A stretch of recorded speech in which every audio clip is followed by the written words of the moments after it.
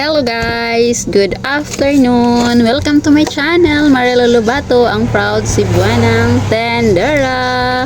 So for today's video guys is magre-repack ako ng chlorine.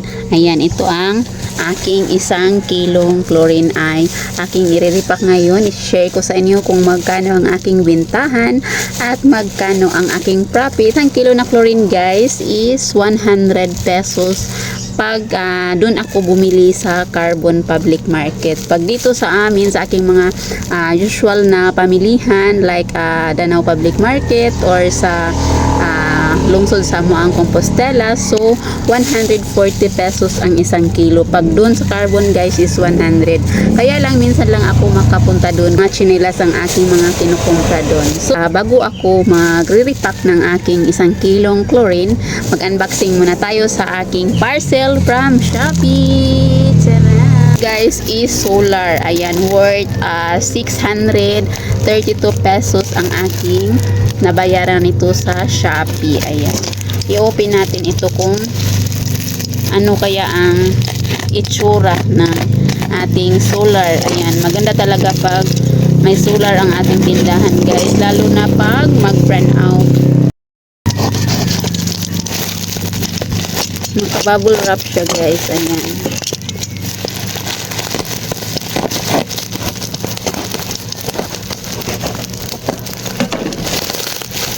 may nabili na akong dalawang solar guys. Ayan, kaso lang gusto kong dagdagan guys kasi para naman maliwanag sa labas ng aking tindahan, kasi sa loob lang ako may solar. Sobrang maingay dito sa amin guys kasi nasa tabing kalsada lang ako guys. Nahirapan ako mag-vlog kasi maingay at saka marami tao palagi dito sa ating area. Nahihiya pa naman ako mag-vlog. Ayan, ito na ang aking solar. Ayan, so dalawa siya guys, 632 pesos.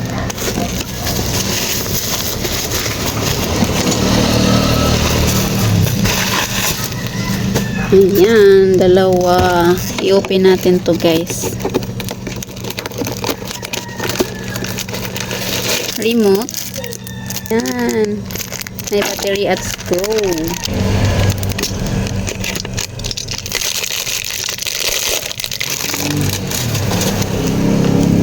So maganda talaga ang kanyang pagka-sell guys. Ayan, ayan, buy one take one siya guys, 632 pesos. Maganda na siya guys kasi ang bili ko sa aking solar light, yung isa is 1,000, yung isa naman yung maliit is 750. Papakita ko sa inyo guys. 750 guys kung na solar, pero malakas ang kanyang ilaw guys. Ay yung aking ginagamit pag nag-brand out.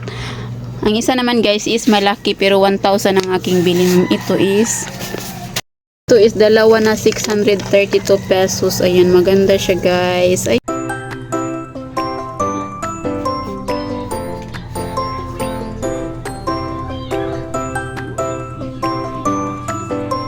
okay siya guys. Maganda ang ating na-order na solar lights. Ang ingay ng mga motor dito sa amin guys. Ayan, magre-repack na tayo ng chlorine. Padayon taog repack sa atong chlorine para malaman natin kung magkano ang ating profit sa 1 kilong chlorine.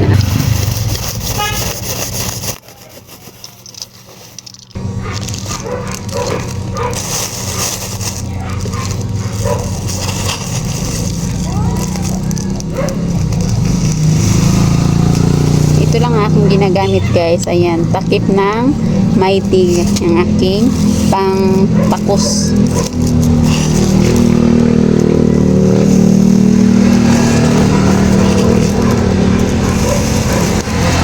Ito ay ang aking 3 pesos ang aking tindahan guys. Ganito lang kadami.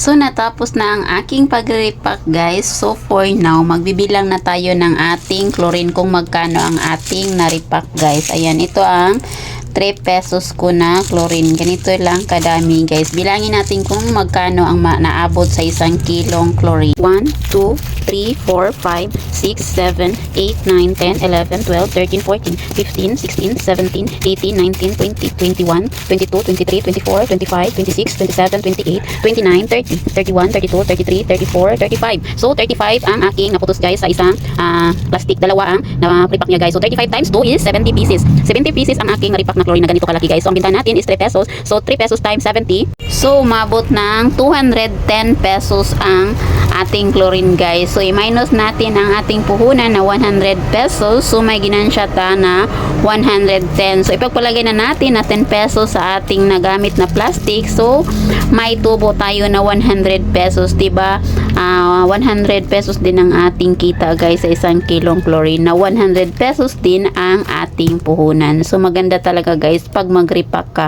Magsipag kang mag-repack guys. Magtiyaga ka kasi dito ka talaga kumikita ng malalaki guys, at pangtapal na rin sa mga piso-piso mong mga ginansya o tubo or dos na kita sa ating tindahan.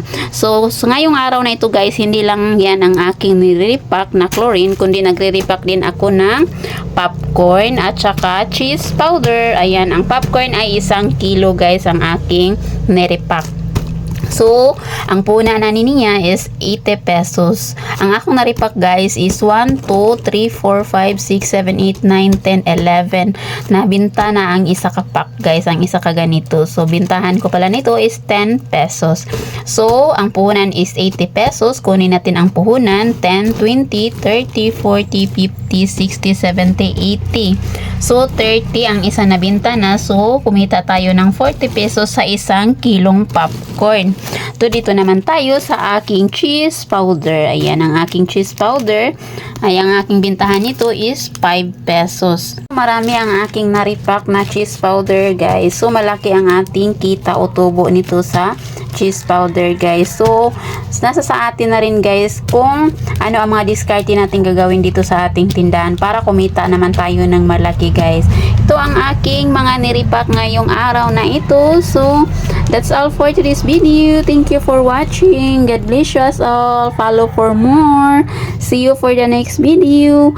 At syempre, lagi nating tandaan, diskarte ang kailangan para umasinsong buhay. At hindi imposible ang lahat sa taong may pangarap. Bye! God bless you us all. Please like, comment, and subscribe. Tulong na rin sa aking munting channel.